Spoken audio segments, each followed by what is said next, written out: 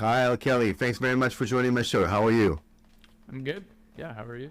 Good, good. So walk me through, this is the easy question. Walk me through memory lane. You dabble in cybersecurity, programming, you running your own company. Talk to me about how you started with the journey, maybe even starting the early days where you didn't even know what you were doing. And then let's go from there. Yeah, so the way you phrase that, I mean, I still don't really know what I'm doing for the most part. But I think that's kind of just the cybersecurity space in a nutshell. I guess in the very early days, what got me into cybersecurity was really just, video games, being obsessive with them my entire life and playing a lot of MMORPGs, which pretty much consume your entire life. So you have to play countless hours per day.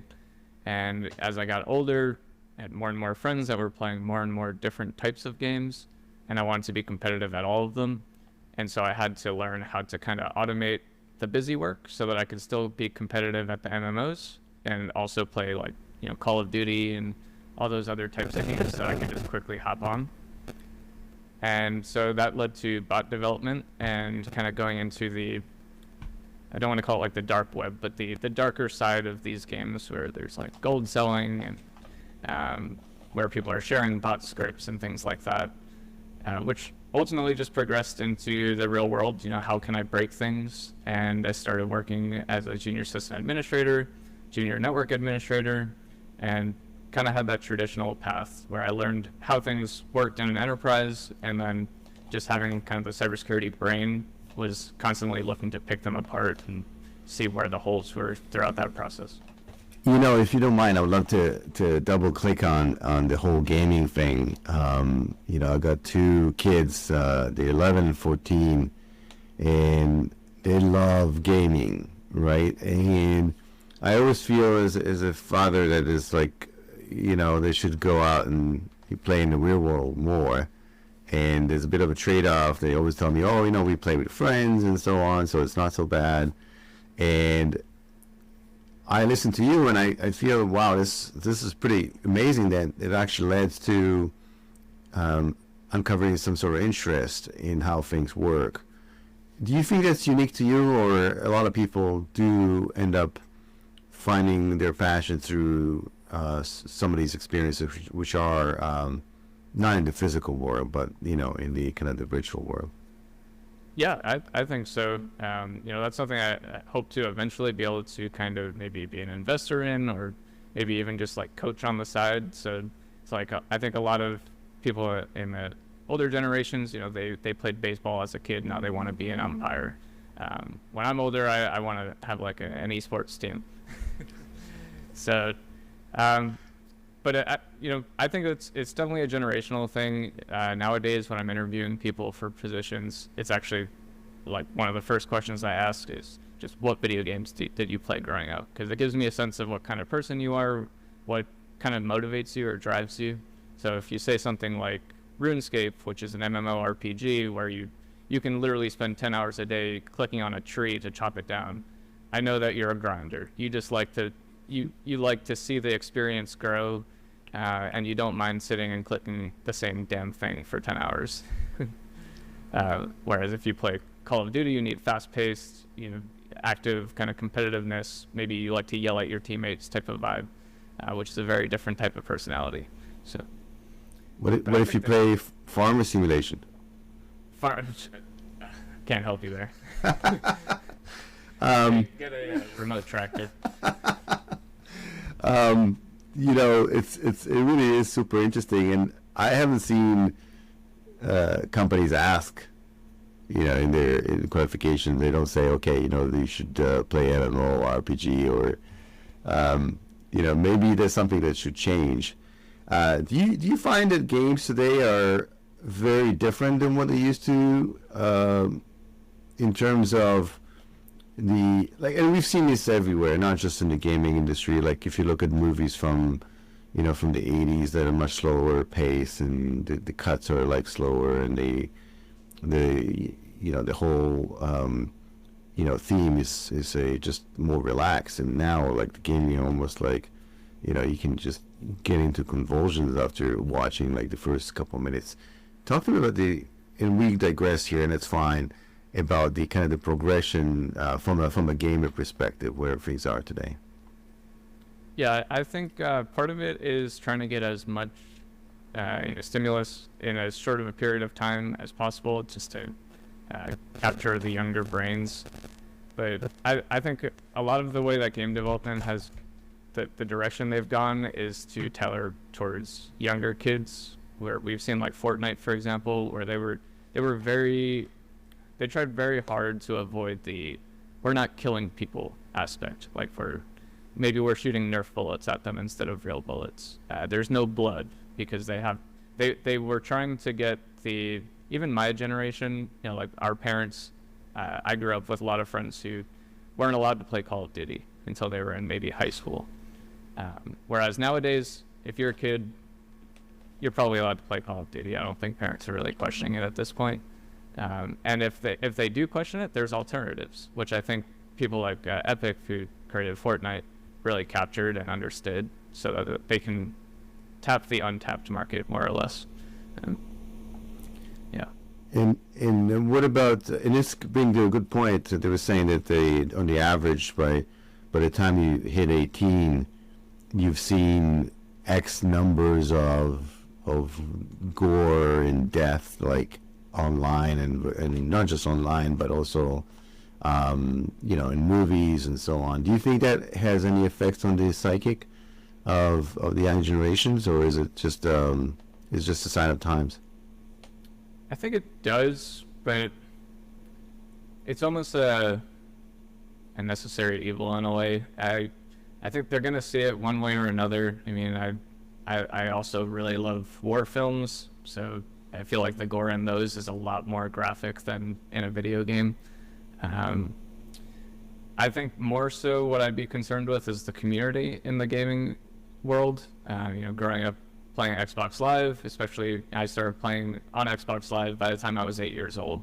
And so playing with people that were typically at least twice or three times my age, hearing the things that they're saying, and even targeting me in some of those discussions, that piece can be really hard to deal with. And you have to have some tough skin, which I think is now like a meme these days. It's like, oh, well, you didn't grow up in the Xbox Live days, so now you take everything personal and you cry about it.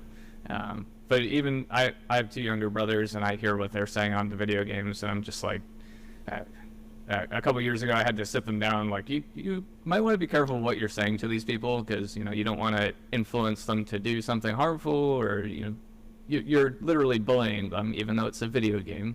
Like, it's still a real person's feelings that you're targeting. So that's the biggest piece that concerns me. And there's a whole section of which you alluded to in the beginning of creating hacks, modifying games, and there's actually quite a bit of business there too. Talk to me about that. For people not familiar with this, talk to me about that aspect, because that kind of led you into hacking and into the nuts and bolts of cybersecurity. Yeah, I would say I'm definitely an amateur when it comes to video game hacking or modding. Mm-hmm. But RuneScape was the biggest one for me, because like I said, you can literally spend 10 hours chopping down a tree. So if I can make an automated script that does that clicking for me while I go and play another game, I basically just duplicated myself. It's kind of like Harry Potter. Now I could be in two places at once. And that allows me to continue to be really competitive at the game that I love. And that could take years for my character to develop and be competitive. So to automate that was a huge help. And then also, in the same sense, you can automate the money-making process. So similarly, in that game, you have to kill certain monsters and collect certain items to sell, which you can automate. And now you're super wealthy in a video game. And when you're young and you don't have a real job and real money, video game currency is what makes you feel good. I actually had to go through a personal kind of struggle to figure out what drives me in the real world. And somebody eventually said, I think you just treat money in the real world as if it was a video game currency, and you're just trying to pile up as much cash as you possibly can. because I'm a bit obsessive about investing in finance. So. Well, it's good. I mean, it's a good obsession to have, and it's again, I see some benefits from playing video games and understanding the essence of money and how to get it. And quick question again, to stay in the kind of the topic of video games. At some point in time, there was this whole movement around VR, virtual reality, but I haven't seen that taken off as much as the traditional gaming. I mean, we've seen, how many frames per second and very high-end video cards that cost thousands, but we haven't seen a lot of gamers adopt the kind of the virtual reality goggles and so on. Why do you think that is? I'd say it depends on the game. So, for example, in simulated racing games, there's a competitive scene called iRacing, where they literally scan racetracks and import them into a video game where you can feel every pothole, every pebble on the street. And so in those types of games, VR headsets are seemingly doing relatively well. They're continued to grow in usage just because you can get kind of the 360 view. You can look around at the racetrack while you're actively driving, which is really nice. And historically, you would need like 3 monitors to do that. So now people can consolidate their rigs. In other spaces, I think the issue is just the latency. You mentioned the high-end graphics cards. There's also the high-end monitors. There's the making sure that you have a hard connection to your router or your modem. And it's a competitive scene. Every millisecond counts. And so until VR can be perfect, and also not until we need kind of game developers to start investing in it as well. So like Fortnite got really popular because they were offering $1 million grand prizes. It's hard not to attract people when you're throwing money around like that. And do you feel that's still doable to be as a career, to be a professional gamer? Yeah, definitely. I would say, I'm not an expert in this at all, but I did try to be a professional gamer at one point, and one of my younger brothers, I would say, played semi-professionally, so we would drive around to tournaments and whatnot. And so my understanding is that the organizations are really difficult to manage and oftentimes impossible to be profitable. However, for the players, it's pretty darn reasonable. I think the industry is kind of at a point where they have to prioritize the players to get any kind of viewership, because the players are super valuable. They can go out on their own and just live stream if they wanted to. They don't necessarily need to be a part of a competitive team and kind of sell their soul to an organization. And do you find that there's the ability to democratizing the gaming development? There's like engines like Real Engine 6, where potentially anybody can go on and create games, even maybe like simple games. But so why don't we see more indie games? And there's a lot of these multi-billion dollar game developer companies. So, but we've seen democratization in everything else, like in no code and so on, so be able to build apps. Why do you think the gaming arena is not as popular, like just by people contributing to the space? That's a good question. I would say, me growing up, I always kind of judged the people who played indie games, especially if they're strictly single player games. It's like if I can't compete against somebody and destroy them, I have no reason to play this game. But then I got addicted to Tetris. I was like, this is not a multiplayer game, and I don't know what I'm doing, but my high score needs to get better. So I think the indie scene is growing, honestly, or maybe I'm just getting older, and so maybe that's a sign. Maybe indie games just tailor to the more veteran gamers who can really appreciate the game more so than just the hyped marketing. Yeah, absolutely. And I apologize, but this is fascinating. I'd love to continue, and I would love to. So let's dabble into the kind of the cybersecurity space.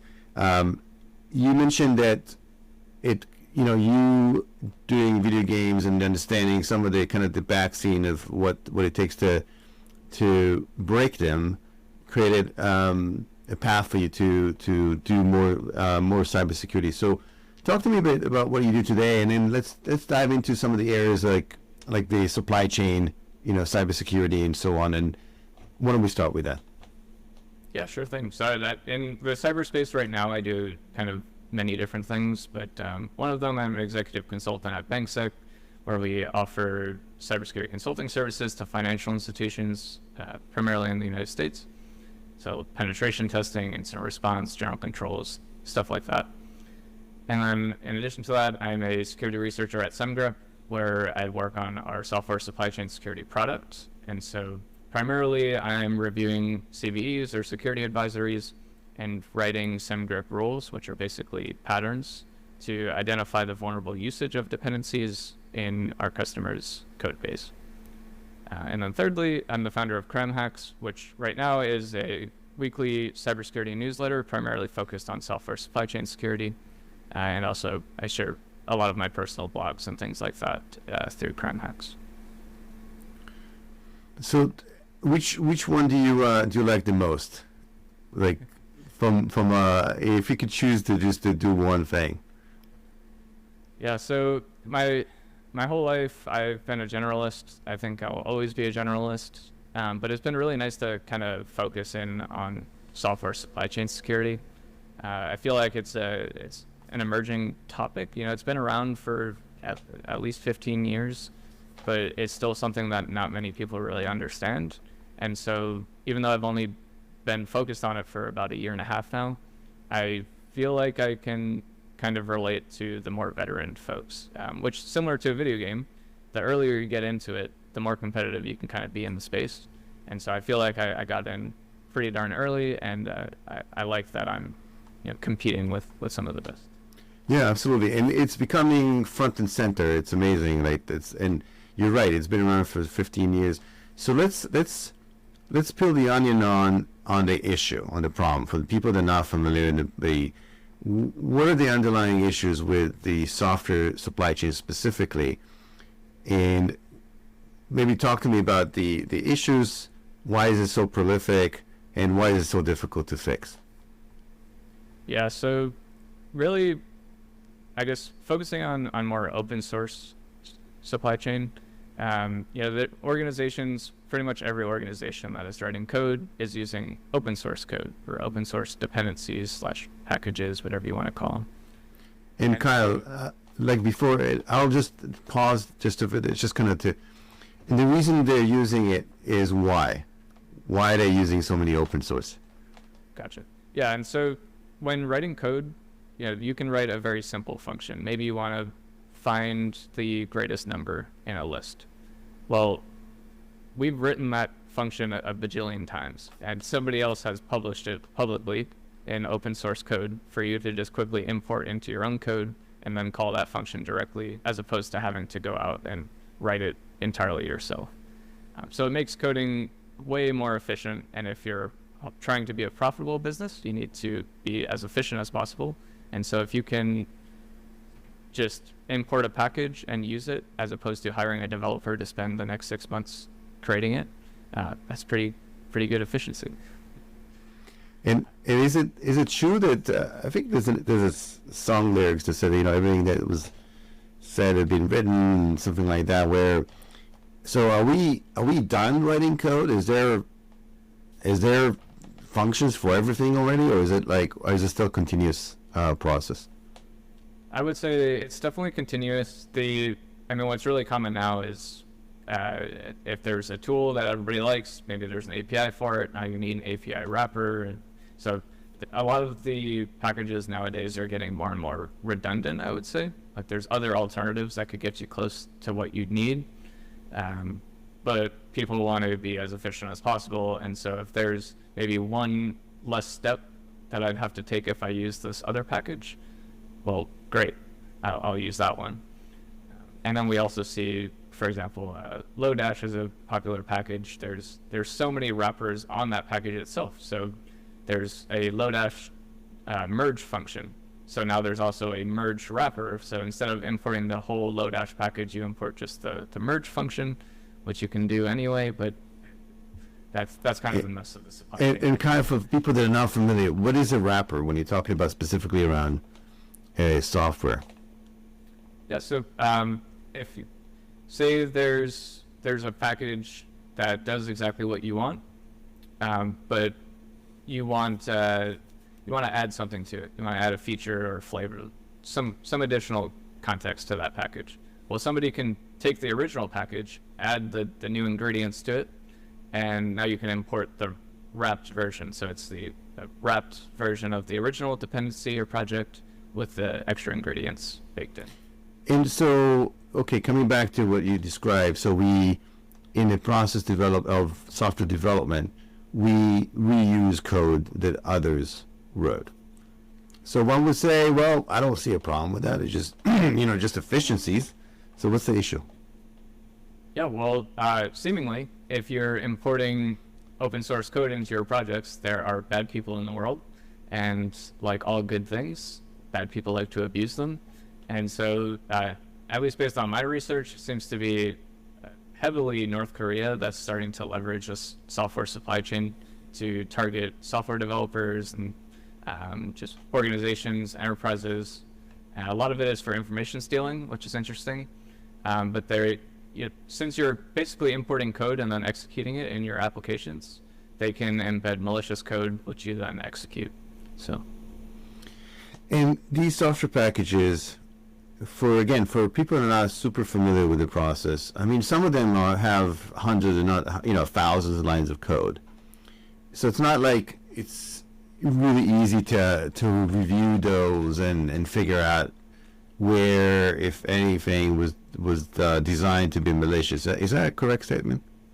Yeah, I would say that's correct. There are some organizations that are now trying to identify malicious packages.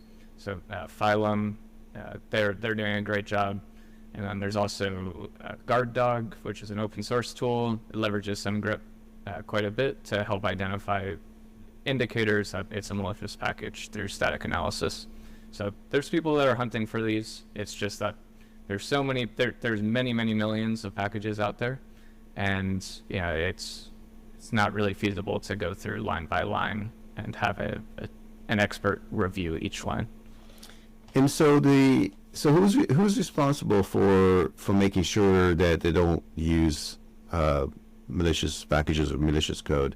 Is it the software developer houses? Is it the companies themselves?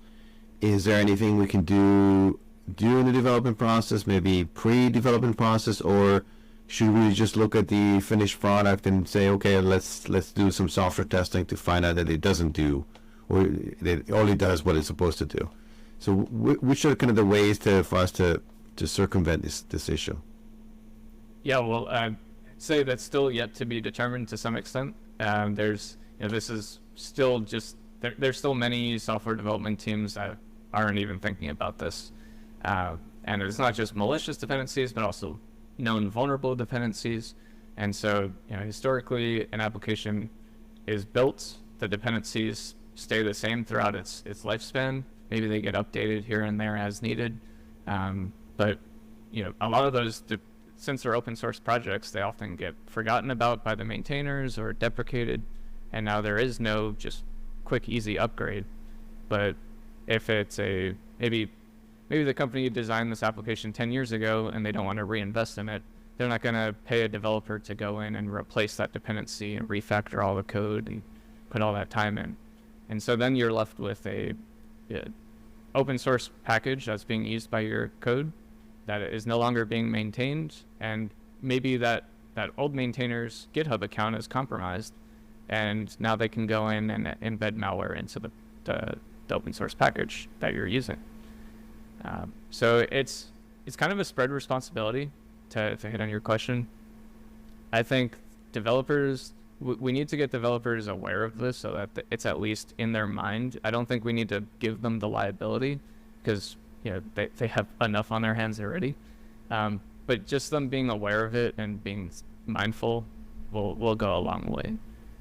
We're starting to see some organizations have like open source code policies where they're evaluating the dependency maintainers, because like you said, you can't really evaluate every line of code, but maybe you can take a look at the package similar to a vendor risk assessment. You can say, yeah, does it have at least 2 maintainers? Is it using static code analysis? Is it actively maintained? Things like that.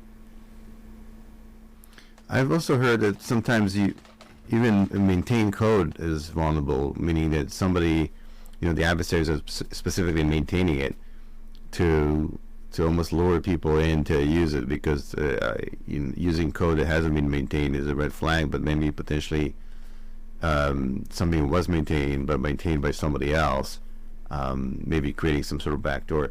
But it's a bit of a scary thought, since we're knowledge-based economy, and everything is software, really. You think about it, and we rely so much on software for everyday life, but yet it's just a black box. We don't know what's operating behind the scenes, and there's some critical infrastructure. So not just critical infrastructure, but even not be able to access your bank account, or shaving off a few dollars from a transaction, or having fraudulent transaction, or even massaging just some few numbers, from whatever the output is. It's a really big problem. I don't think people are aware of how big this problem is. There's almost, I don't think that you can get up in the morning and go through until noon without touching a line of code. Yeah, and based on lines of code, not that you can really assign a dollar value to open source code, but Harvard tried to do that in a research project, and they estimated the demand is roughly $8.8 trillion for open source code. So we're talking about a many trillion-dollar industry, which isn't really an industry because it's open source, and it's been used and abused by organizations, enterprises, for-profit businesses for decades now, but kind of without the support it needs to be secure, to be verifiable, things like that. And now enterprises are starting to, unfortunately, pay the price for not supporting it. Yeah, it really is interesting. And so there are companies out there that you mentioned, Fireland, which I interviewed the CEO here. What are for us as defenders, the ability to kind of figure out methods to circumvent that? And maybe it's like boiling the ocean. We're not going to be able to do that all at once, but maybe start creating more secure code. What are the kind of the steps? Somebody's listening to this, and maybe they're software developing, or maybe they are responsible for code. What's your, coming from you, what's the kind of the best practice to go around it? Yeah, I honestly, I think the biggest improvement that can be made is just, like I said, being mindful of it.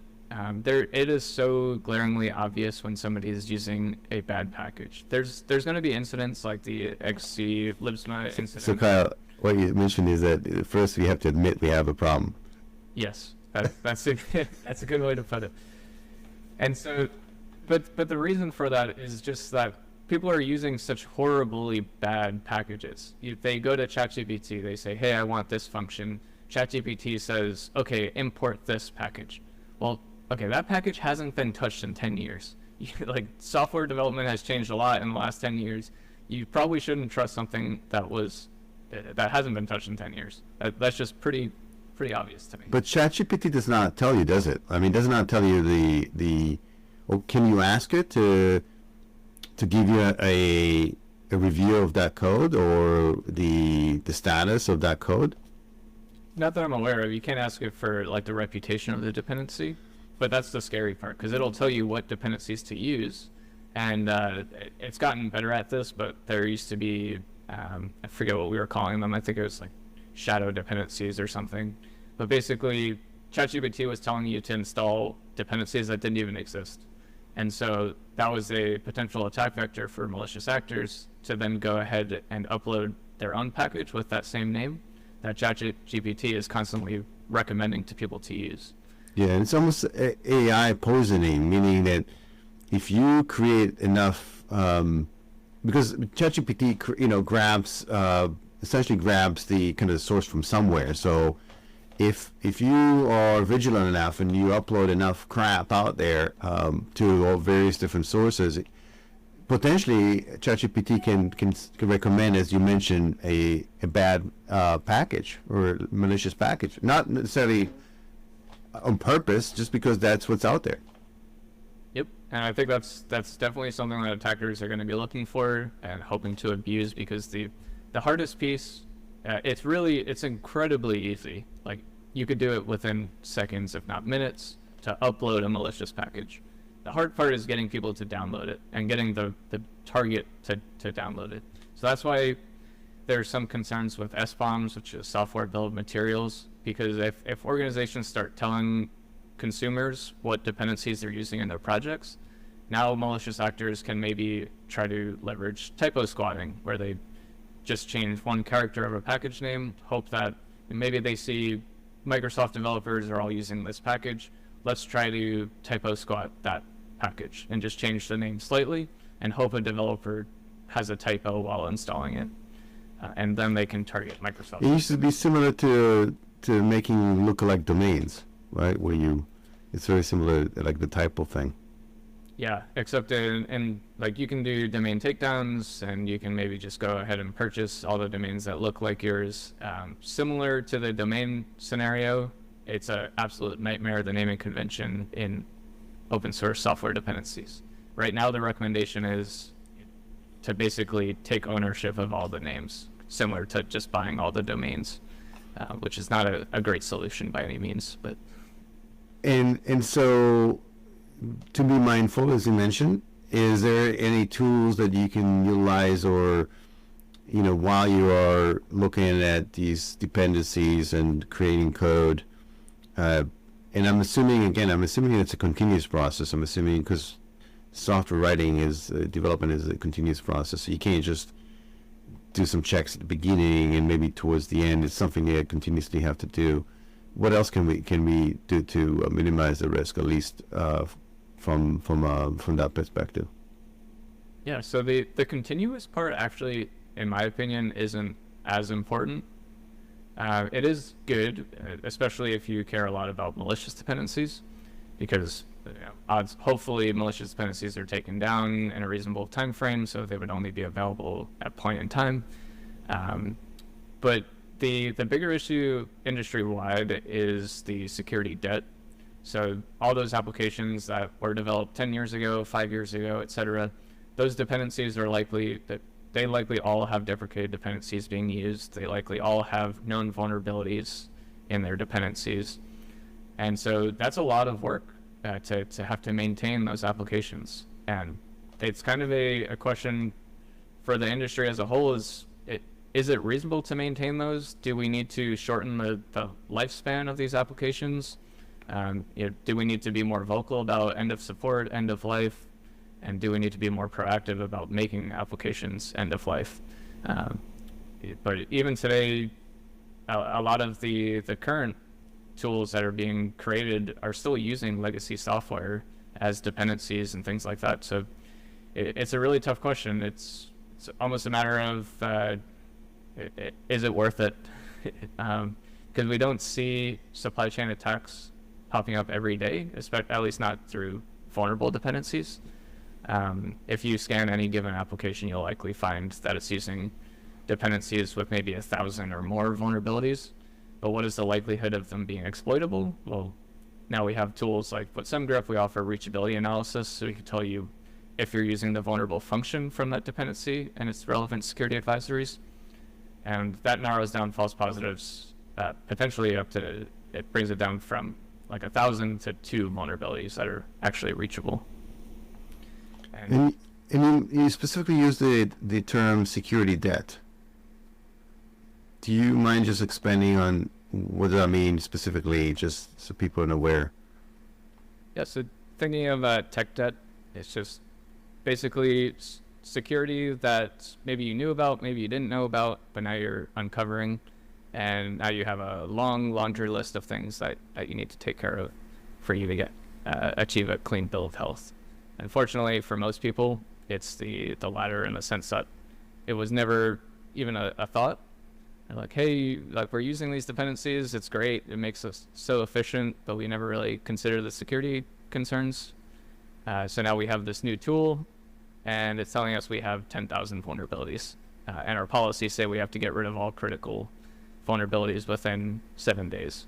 And our customers are starting to ask about it. Yeah, and there are tools out there, for example, that does like fuzzing, where they test the different variables that the function can get, and to see what comes out. And that's another way to test whether the function is doing what it's supposed to do. Are you a proponent of that particular solution, or is it something that just needs to be done on a case-by-case basis? Because it sounds like to me like a lot of work. I like fuzzing. My concern with it is that it's runtime analysis. So basically, the code has to be fully built. It has to go through its whole build pipeline. It's got to be deployed, and then you're running fuzzing suites against the application. And it's only going to hit what the fuzzer is designed for. So maybe it tests all random integers, maybe it tests random strings, maybe it's a combination of two, but it's never going to hit 100% coverage of all possible entries.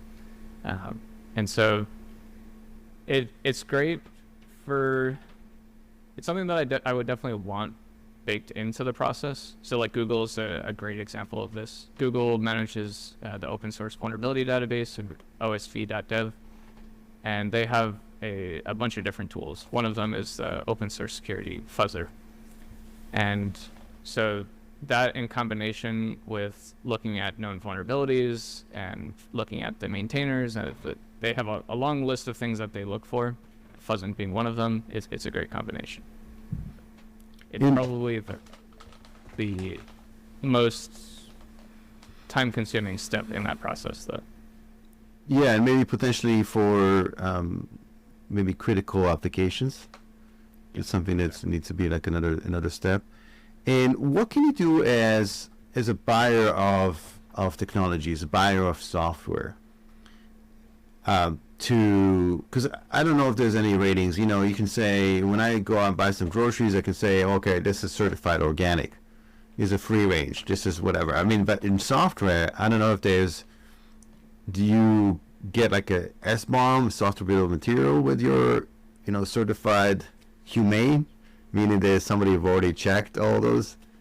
Because there is none that I know of, at least. Yeah, that's kind of the direction we seem to be heading with the SBOMs. Fortunately, I released a blog post, SBOM, the gateway drug to supply chain security, because I went to all these conferences, and they know I work in supply chain. They're like, oh, that's the SBOM thing, right?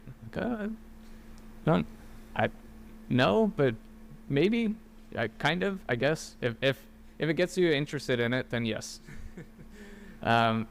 So a software consumer, I think, should be asking for SBOMs, but they need to understand what they're asking for. Similar to like a SOC 2 report. A lot of people request them.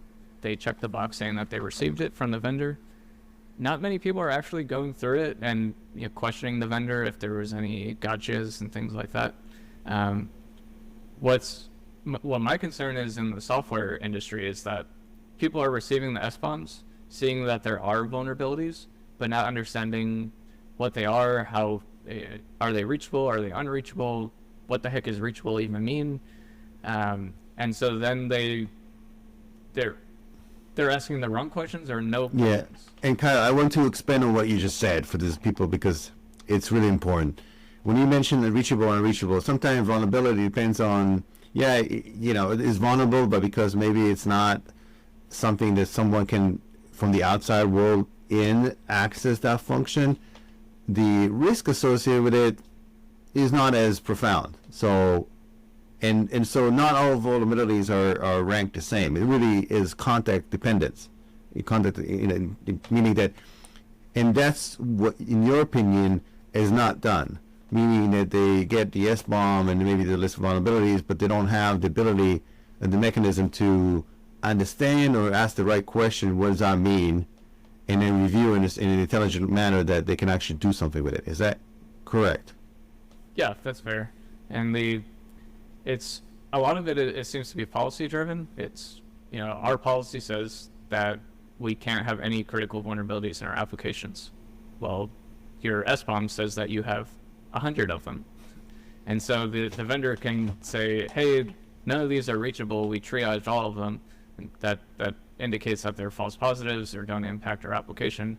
And the consumer, because they're the customer, and the customer's always right, they can say, we don't care. It's our policy. We can't have any critical vulnerabilities in our application. So what do you do as the seller there? Do you go ahead and refactor all your code, replace those dependencies, or invest in updating them if the updates are available? Or do you try to get fancy and argue back with the customer? Do you what I'm trying to point towards is it's scarily difficult to be ethical in that sense, because you're telling a customer something that's very logical. It makes perfect sense from an engineering and risk perspective, but they're not grasping it because of policy, and that might entice you to go down a less ethical route. Maybe you use a weaker supply chain tool because it'll report less vulnerabilities. Maybe you don't use a supply chain tool. There's still so many software vendors out there that are just not doing software composition analysis at all. And so these policies, the reason why they're sometimes unreasonable is just due to the fact that I'm assuming that a lot of people that wrote these policies don't really understand, and it's evident in all kinds of different industries, right? Like a tire is good to up to a certain many miles per hour, and meaning that it's not, doesn't mean that it's 100% safe at 160 miles an hour, but it's safer or has the rating for it. It's the same for software vulnerability. You may have some vulnerabilities that you may live with it. It's at least it's there, and that if you're going to go fast 160 miles an hour without software, maybe something will blow up, but it's not necessarily the case. So you have to live with it. Do you find that maybe the fix is not necessarily just only on the software side of creating the software, but also on the policy side, and making sure that the enterprise and the companies that are buying the software also understand what it is they're asking for? Yeah, so one of my pain points with the software supply chain security sector as a whole is that we're reliant on vulnerability management solutions, platforms, tooling, and expertise, which if you look at legacy vulnerability management, which is what pretty much everybody does, so I probably shouldn't use the term legacy there, but they're used to dealing with CVEs. We bought this product, it has a known vulnerability, we have to remediate it within X days. That's a very common practice. Totally makes sense because you're paying for the application or the software. The vendor should give you a fixed version within a reasonable time frame. If they don't, then shame the vendor, and the price they have to pay is that they no longer have that customer. In the open source world, that doesn't work because the open source maintainers often aren't being paid at all, and so they're just, if they're going to release a fixed version, it's because they wanted to be a good maintainer. So really, it's such a big problem to just rely on legacy vulnerability management, because CVEs, for example, weren't designed for software supply chain security. If there's a package with a vulnerability and that package is used by 10 applications, is there one CVE or 11 CVEs? Because now there's 11 different products that are all impacted by the same vulnerability, but maybe there's only one CVE for it. And so if your policy says you only have to remediate CVEs, and you're using those 10 products that all use the known vulnerable dependency, but they don't have a CVE assigned to it, does that mean you have to remediate it? Or, like, if you want to be ethical, then yes, but if you want to play policy games, then maybe no. And it's interesting because there's also, the whole patching mechanism. Companies do this patching on a regular basis. They also review these patching process as part of the security policy? Can we do that? Can we continuously patch the software, or maybe there's other ways like creating a wrapper around software that's not secure, something that will look at it and then maybe and make sure it always behaves. Yeah, and so that both of those solutions are out there, or at least trying to be out there. So for example, Dependabot, which the Dependabot core was actually just made open source, and now other organizations can start to embed it into their applications or projects. But more or less what Dependabot does is enable the auto update feature for dependencies. So you can say, hey, if there's newer versions, just update the package in our application. The issue is that there's breaking changes. So if there's a dependency that maybe it went through a complete overhaul, or maybe they deleted a function and you're using that in your code base, well, when you update it, your application is going to break as well. There's something called semantic versioning, which is a common best practice for developers to adhere to, which basically says if the new version is a breaking change or has a breaking change or not. Unfortunately, there have been multiple studies that showed that roughly 15 to 20% of those that say they don't introduce a breaking change actually do. So you can't fully trust that, but it is a helpful indicator. But then on the wrapping side, there are vendors out there who are now trying to basically, we call it vendoring the package, where they take a fork of the package, they maybe apply the fix themselves, where they delete the vulnerable piece of it, and then they distribute it to consumers. The issue with that is you now have to, those vendors trying to do that might now have thousands of packages they have to somehow maintain, which isn't super feasible, because like we talked about earlier, it's not reasonable for them to read and understand every line of code. And so a lot of times you need to trust the maintainers of the packages because they know it best, if they're available and actually actively maintaining it. And so it sounds that there's no easy fix, meaning there's no like something we can do tomorrow and all of a sudden we're all secure, and the problem is here to stay. We can kind of, like always, I think risk and cybersecurity risk in general is something we always struggle with, and there's never 100% elimination of risk, despite what some vendors would say. But it is also true in software supply chain, where there's always going to be a risk associated with reusing code.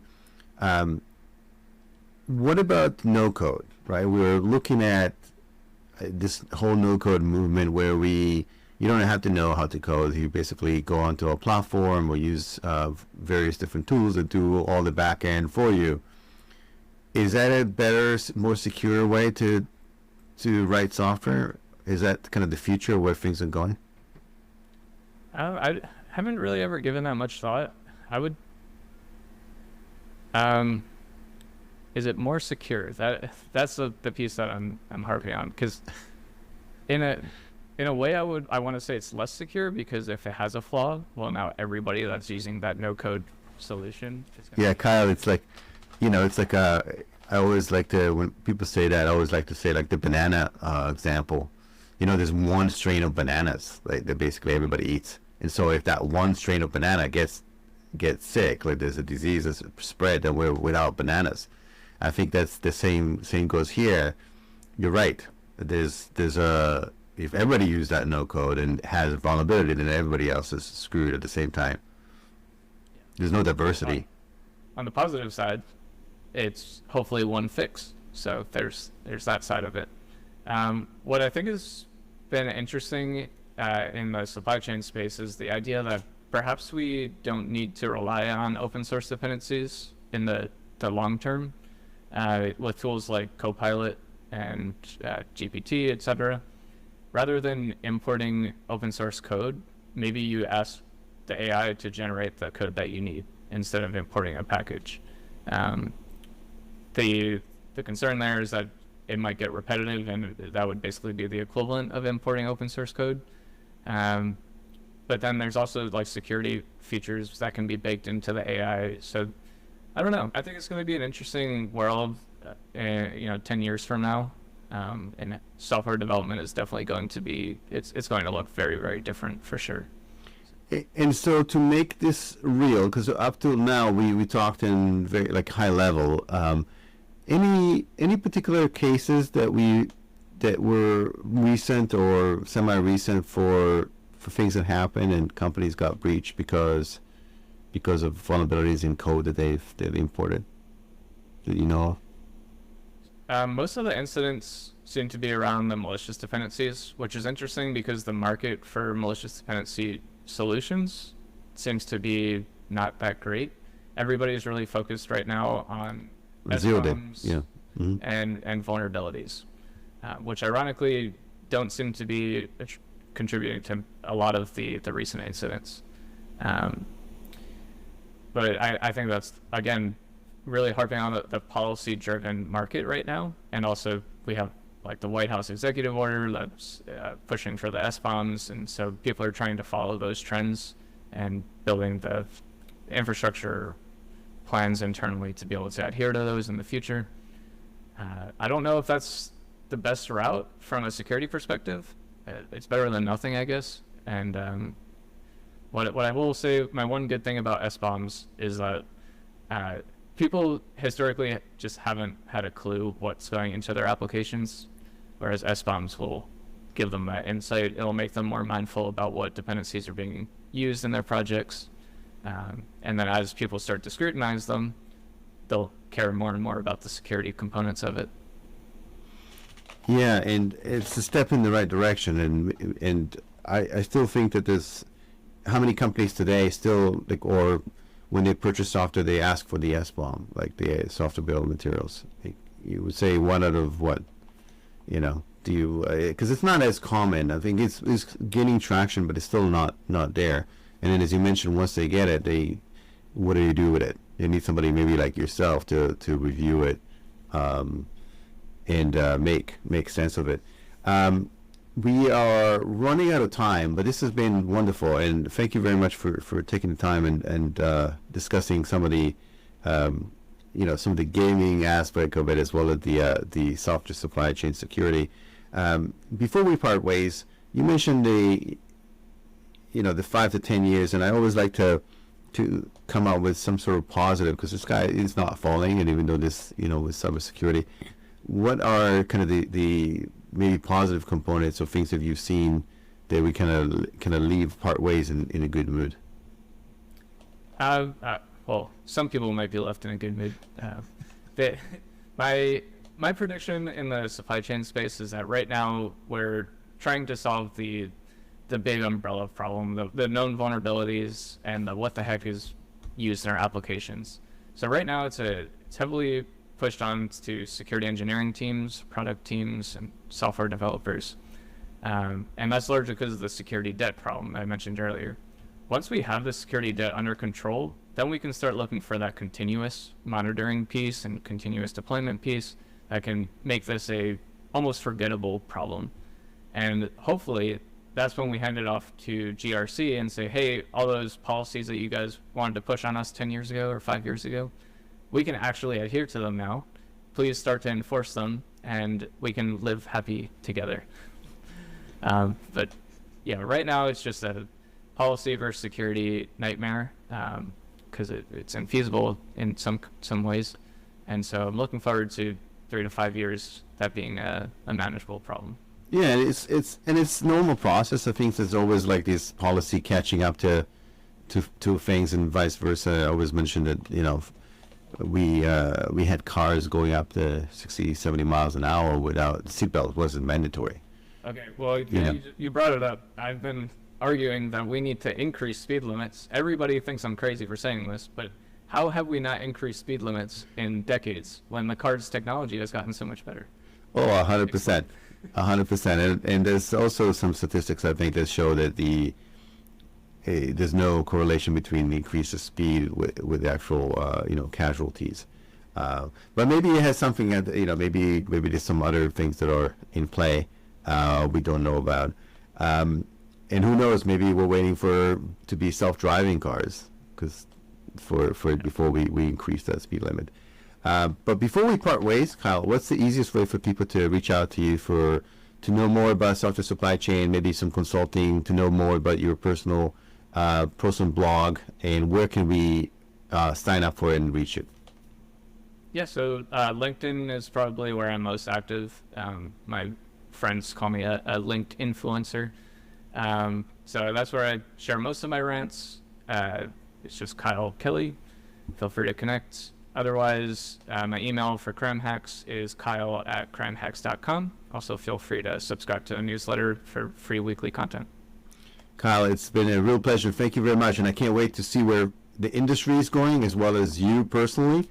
I'll follow up, and maybe we'll do this maybe quarterly basis, and maybe discuss some innovation in the space. Because as you mentioned, this is just we're kind of the ground floor of where things are going. So a lot more to come. So for those who joined us today, thank you very much. Looking forward to seeing you in the next episode. And until then, stay safe online as well as offline. Thanks very much, Kyle.